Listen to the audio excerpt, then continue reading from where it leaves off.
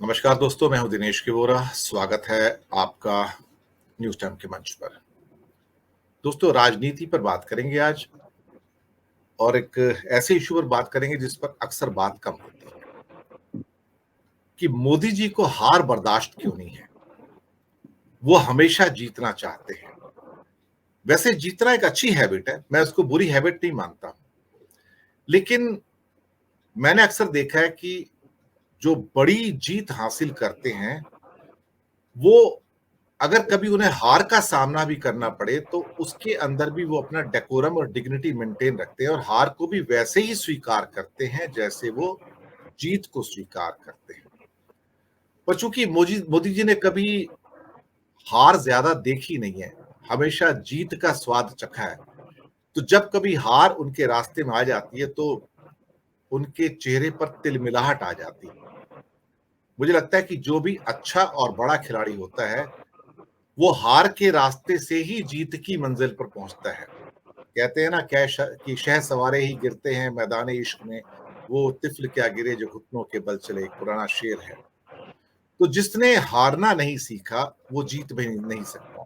हम खेल के मैदान में जाएं तो हम हार हार के ही जीत की मंजिल पर पहुंचते हैं। हम तुरंत हमेशा जब भी पार्टिसिपेट करते हैं तो हमेशा हम जीतते नहीं हैं। पर अब चूंकि मोदी जी को खास तौर से असेंबली के इलेक्शंस में ज्यादा हार का सामना करना पड़ रहा है, तो अब उनकी बेचैनी, बेताबी और तिलमिलाहट सभी बढ़ती चली जा रही है कि मैं हार कैसे सकता हूं। ये मुझे लगता है कि एक कमजोर व्यक्तित्व की निशानी है। ये ठीक है कि ईश्वर ने उनको बहुत सारा आशीर्वाद दिया, जीतने की कलाएं दी, बोलने की कला दी, लोगों को सम्मोहित करने की कला दी, लेकिन कहीं ना कहीं अब रास्ते में जब जीत के मुकाबले हार ज्यादा मिल रही है तो अब परेशानी और पसीना सब कुछ दिखाई दे रहा है कि मैं हार कैसे सकता हूं। जीवन में हार और जीत दोनों होते हैं और उनको बराबर रूप से स्वीकार करना चाहिए। और जनता तो जनार्दन है, कब किसको राजा बना दे, कब किसको रंक बना दे।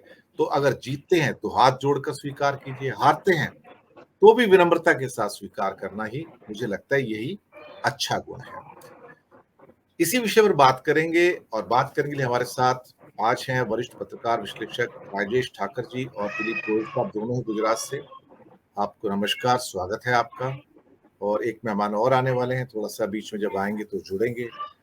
शायद लगता है सुनील जी आ ही गए हैं, तो उनका भी मैं स्पीच पे ले लेता हूँ उनको। जी, सुनील जी भी आ गए हैं, तो स्वागत है सुनील जी आपका भी। तो मैं सबसे पहले राजेश जी आपके पास ही आता हूँ कि हार को भी बर्दाश्त करना सीखना चाहिए और साथ में जो 5 राज्यों के जो चुनाव हैं, ये शायद एक एसिड टेस्ट है, भारत की राजनीति का एक पैराडाइम शिफ्ट भी है और शायद बहुत कुछ ऐसी पृष्ठभूमि भी तैयार कर देगा जो 2024 के लिए भी आवश्यक है। आप इस पूरे परिदृश्य को और साथ में कि मोदी जी हार को बर्दाश्त करना सीखिए, हर बार तो आप जीत नहीं सकते ना, इस पर आपकी टिप्पणी भी चाहूंगा राजेश जी। नहीं, बिल्कुल आपके सफलता के जो रास्ता है, उस रास्ते पर जब आप मंजिल तक पहुंचते हो तो इसमें कई विफलताएं जो है उसका सामना आपको करना पड़ता है। लेकिन मोदी जी के बारे में हम देखें तो जब से उन्होंने राष्ट्रीय स्वयंसेवक संघ से राजनीति में आए हैं, तब से एक बार जो है संगठनात्मक रूप से उनकी हार थोड़े टाइम के लिए हुई थी, जब शंकर सिंह वाघेला ने ये शर्त रख ली थी कि उनको गुजरात से जो है गुजरात की राजनीति से बेदखल किया जाए, केशुभाई पटेल को जो है मुख्यमंत्री पद से इस्तीफा दिया जाए और मैं जो चाहूं उसको मुख्यमंत्री बनाए। तो एक जो उनका पूरा भारतीय जनता पार्टी के संगठन और सत्ता दोनों पर काबिज होने का एक जो प्रोग्राम था, उसके बीच में एक बार ऐसा हुआ कि उनको मुंह खानी पड़ी। और उसी वक्त जो आप कह रहे हैं कि हर वक्त जो आदमी जीतता जाता है, जो विजयी होता है, उनके सामने अगर ऐसी परिस्थिति आती है तो फिर दो प्रकार के लोग होते हैं। एक सहज रूप से जो है वो हार का स्वीकार कर लेते हैं, जैसे वाजपेयी जी कहते थे कि हार नहीं मानूंगा, रार नहीं ठानूंगा, तो ये एक हम्म। स्पिरिट होता था। और हार को जो है वो स्वीकार करने का एक बहुत सौम्य और अच्छा तरीका रहता था। लेकिन उस वक़्त हमने देखा था जब ये हुआ, उसके बाद में किस प्रकार के भारतीय जनता पार्टी के संगठन के भीतर ही एक-दूसरे के खिलाफ जो है, जो नफ़रत का वातावरण पैदा हुआ। यहाँ सुरेश मेहता के कार्यक्रम में सरदार पटेल स्टेडियम पर दत्ताजी चिरणदास को जिंदा जलाने की कोशिश की गई, जो तत्कालीन महामंत्री थे भारतीय जनता पार्टी के। जो आत्माराम पटेल बिल्कुल बुजुर्ग नेता थे, सहकारी क्षेत्र में बहुत उनका बड़ा नाम था। उनकी जो है वो धोती खींचकर उनको जो है नंगा करने की कोशिश की गई। अटल बिहारी वाजपेयी के कार्यक्रम के अंदर अटल जी की धोती 2 करोड़ में बिकी, ऐसे नारे लगे।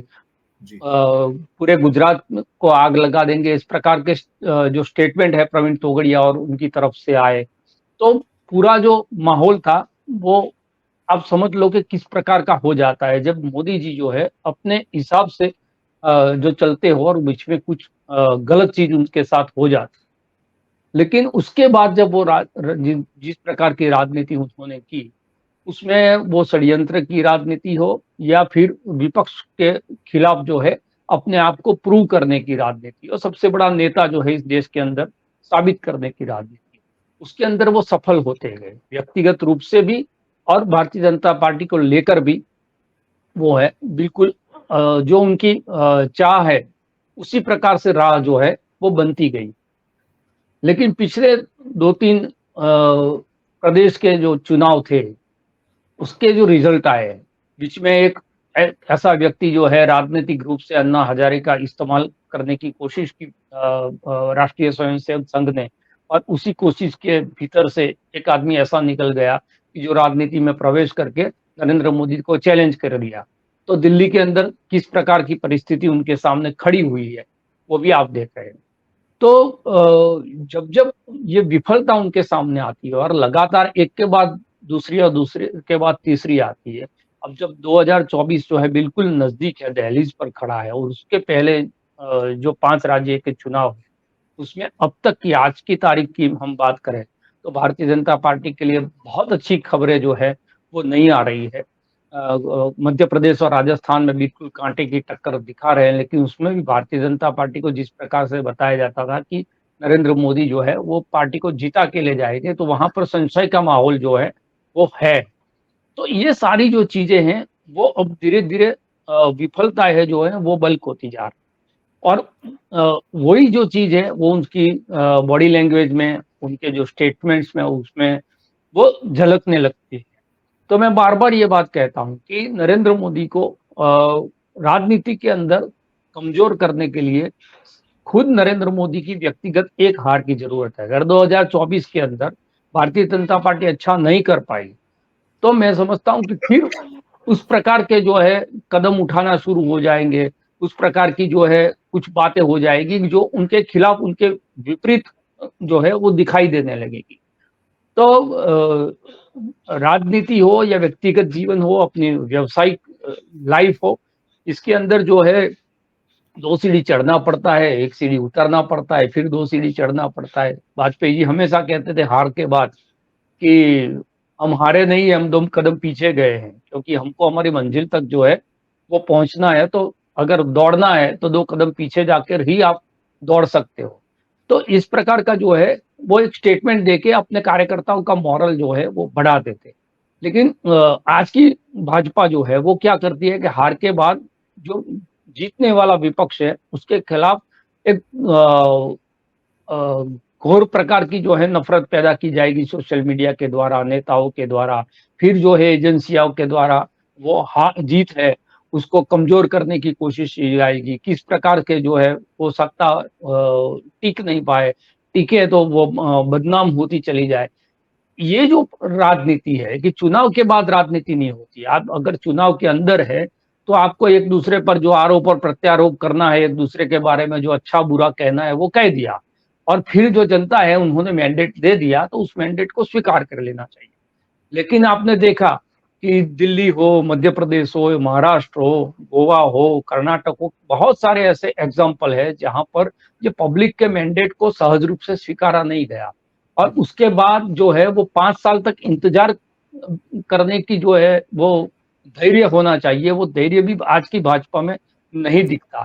तो आज की भाजपा जब मैं कह रहा हूँ, तो वो मोदी की भाजपा है। और मोदी की भाजपा जो है वो मोदी के मनोविज्ञान पर ही चलती है, मोदी के इशारे पर चलती है, उनके जो तौर और तरीके हैं उससे चलती है। तो आप बिल्कुल ठीक कह रहे हैं कि जैसे-जैसे उनको ये लग रहा है कि ये चुनाव आसान नहीं है या ये चुनाव के अंदर संभावना है कि हो सकता है कि हम जो है वो जीत नहीं पाए उसमें। छत्तीसगढ़ तेलंगाना, मिज़ोरम में उनका बहुत ज़्यादा स्टेक नहीं है। छत्तीसगढ़ के अंदर कांग्रेस जो है वो जीत रही है, सारे सर्वे कह रहे हैं। धीरे-धीरे सर्वे है मध्य प्रदेश में नेक टू नेक फाइट की बात कर रहे हैं, ये दूसरी-तीसरी बात हो रही है। लेकिन भीतर की जो चीज़ें होती है वो भारतीय जनता पार्टी का सर्वे करने का बहुत बेहतरीन जो है तरीका होता है। तो उस तरीके से उनको पता चल जाता है कि हम अगर पेड सर्वे करा लें या कोई फेक सर्वे करा लेंगे या दूसरा-तीसरा नैरेटिव खड़ा करने की परसेप्शन खड़ा करने की कोशिश करें, लेकिन असली ज़मीन पर चीज़ क्या है? और जब वो पता होता है, तो फिर उनकी जो बॉडी लैंग्वेज है, वो आपको बदलती नज़र आती है। तो जैसे-जैसे चुनाव के दिन नज़दीक आएँगे, तो हमको रीड करना है नरेंद्र मोदी को। हम नरेंद्र मोदी को रीड करते-करते ये चीज़ को समझने की कोशिश करते जाएँगे कि भारतीय जनता पार्टी यहाँ पर मजबूत है या कमज़ोर है। किसी सर्वे की ज़रूरत नहीं होती है। आपने कर्नाटक के अंदर देखा था, आपने पश्चिम बंगाल में दीदी और दीदी किस प्रकार से करते आपने नरेंद्र मोदी को देखा था। किसी भी हमारा देश का प्रधानमंत्री इसके पूर्व के हो, वो इस प्रकार का जो व्यवहार जो हो वो नहीं करते। लेकिन मैंने अक्सर देखा है कि जब-जब उनको लगता है कि ये दिक्कत वाले चुनाव होते जा रहे हैं, तो कुछ न कुछ ऐसा कर जाते हैं, जो हमको सहज नहीं लगता, जो एकदम कोई आदमी के स्वभाव के अनुरूप आपको वो चीज़ें नहीं लगती। उनकी बॉडी लैंग्वेज देखिए आप, आजू-बाजू उनके साथ रहने वाले लोग हैं, उनके साथ में उनका व्यवहार देखते जाइए। तो उस सारी चीज़ से पता चलता है कि भारतीय जनता पार्टी किस स्थिति में है। और अगर जो ये हो गया कि ये 5 चुनाव जो है इसमें भारतीय जनता पार्टी के विपरीत बहुत अच्छे परिणाम नहीं मिले। अगर सारी जगह पर जैसे सर्वे पहले बता रहे थे वही स्थिति कायम रही, कांग्रेस जो है कर्नाटक की तर्ज पर जो है वो चुनाव लड़ गई और भारतीय जनता पार्टी ये 5 राज्य के अंदर चुनाव हार जाती है।